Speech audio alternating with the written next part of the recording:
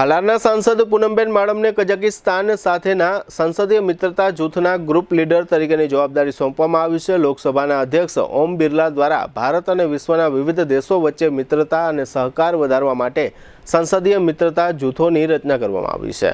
આ જૂથો રાજદ્વારી સ્તરે ચર્ચા, સંવાદ અને સહયોગને વધુ ગાઢ બનાવવામાં મહત્વપૂર્ણ ભૂમિકા ભજવશે। આ સંસદીય મિત્રતા જૂથોમાં સાંસદ પૂનમબેન માડમને ખાસ કરીને કઝાકસ્તાન સાથેના ગ્રુપ લીડર તરીકે જવાબદારી સોંપવામાં આવી છે।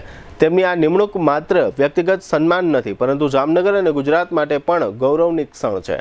ભારત અને કઝાકસ્તાન વચ્ચે વેપાર, ઉર્જા, સંસ્કૃતિ અને શિક્ષણ જેવા ક્ષેત્રોમાં સહકાર વધારવાની વિશાળ સંભાવનાઓ છે। પૂનમબેન માડમ ગ્રુપ લીડર તરીકે બંને દેશોના સંસદ સભ્યો વચ્ચે સંવાદ, મુલાકાતો અને સહયોગના નવા દ્વાર ખુલશે તેવા પ્રયાસો કરશે। તેમની આ નવી જવાબદારી ભારત અને કઝાકિસ્તાન વચ્ચેના સંબંધોને નવી ઊંચાઈઓ પર પહોંચાડવામાં સહાયક બનશે।